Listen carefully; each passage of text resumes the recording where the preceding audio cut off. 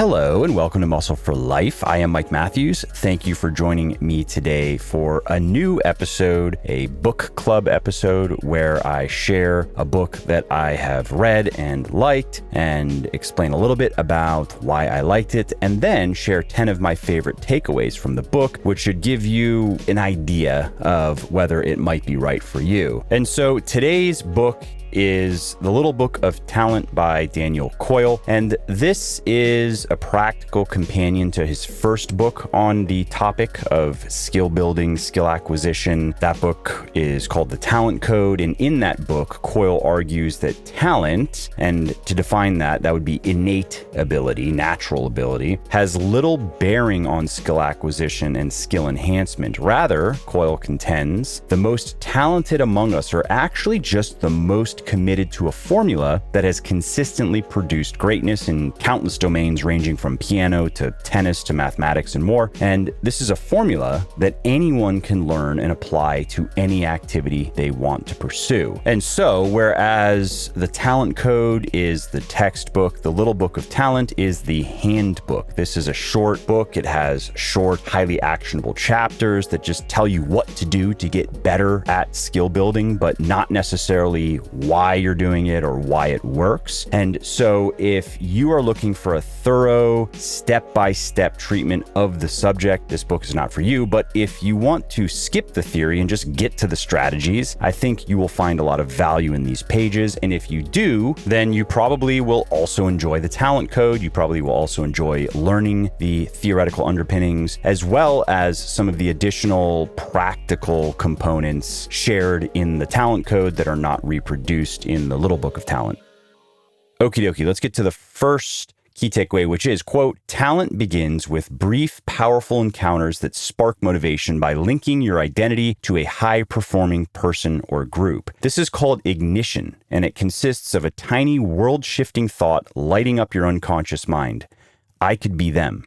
2, quote, we are often told that talented people acquire their skill by following their natural instincts. This sounds nice, but it is in fact baloney. All improvement is about absorbing and applying new information, and the best source of information is top performers. So steal it. When you steal, focus on specifics, not general impressions. Capture concrete facts. The angle of a golfer's left elbow at the top of the backswing, the curve of a surgeon's wrist, the precise shape and tension of a singer's lips as he hits that high note, the exact length of time a comedian pauses before delivering the punchline. Ask yourself, what exactly are the critical moves here? How do they perform those moves differently than I do? 3, quote, the key to deep practice is to reach. This means to stretch yourself slightly beyond your current ability, spending time in the zone of difficulty called the sweet spot. It means embracing the power of repetition so the action becomes fast and automatic. It means creating a practice space that enables you to reach and repeat, stay engaged, and improve your skills over time. Comfort zone sensations. Ease, effortlessness. You're working but not reaching or struggling. Percentage of successful attempts, 80% and above. Sweet spot sensations. Frustration, difficulty, alertness to errors. You're fully engaged in an intense struggle as if you're stretching with all your might for a nearly unreachable goal, brushing it with your fingertips, then reaching again. Percentage of successful attempts, 50 to 80%. Survival zone sensations, confusion, desperation. You're overmatched, scrambling, thrashing, and guessing. You guess right sometimes, but it's mostly luck. Percentage of successful attempts, below 50%. 4, quote, to begin chunking, first engrave the blueprint of the skill on your mind. Then ask yourself, 1, what is the smallest single element of this skill that I can master? 2, what other chunks link to that chunk? Practice one chunk by itself until you've mastered it, then connect more chunks one by one exactly as you would combine letters to form a word. Then combine those chunks into still bigger chunks and so on. Musicians at Meadowmount cut apart musical scores with scissors and put the pieces in a hat, then pull each section out at random. Then, after the chunks are learned separately, they start combining them in the correct order, like so many puzzle pieces. No matter what skill you set out to learn, the pattern is always the same. See the whole thing, break it down into its simplest elements, put it back together, repeat. 5, quote, With deep practice, small daily practice snacks are more effective than once-a-week practice binges. 6. Super slow practice works like a magnifying glass. It lets us sense our errors more clearly and thus fix them. As the saying goes, it's not how fast you can do it, it's how slowly you can do it correctly. 7. Quote, one of the most fulfilling moments of a practice session is when you have your first perfect rep. When this happens, freeze.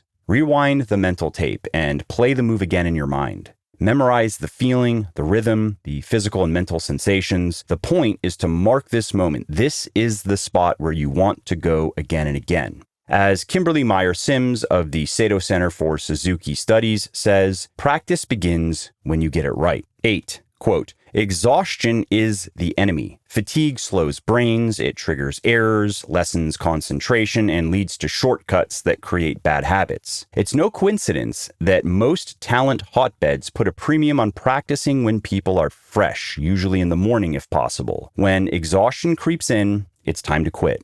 9.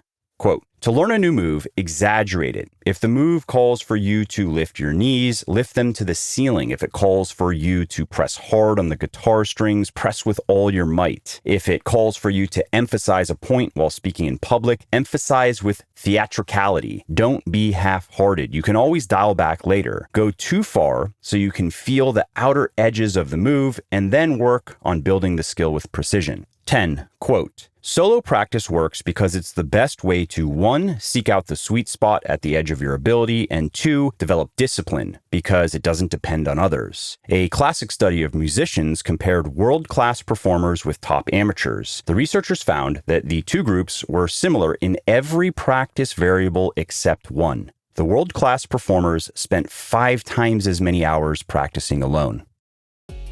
If you like what I'm doing here on the podcast, and if you want to hear my musings on mastering the inner game of getting fit so you can reach your fitness goals faster, check out my book, The Little Black Book of Workout Motivation. In it, I share wisdom and insights from hundreds of scientific studies and scores of legendary artists, authors, entrepreneurs, philosophers, generals, and conquerors, as well as my own biggest aha moments that have helped me overcome the things that were most holding me back. Here's a little sneak peek of what you'll find inside.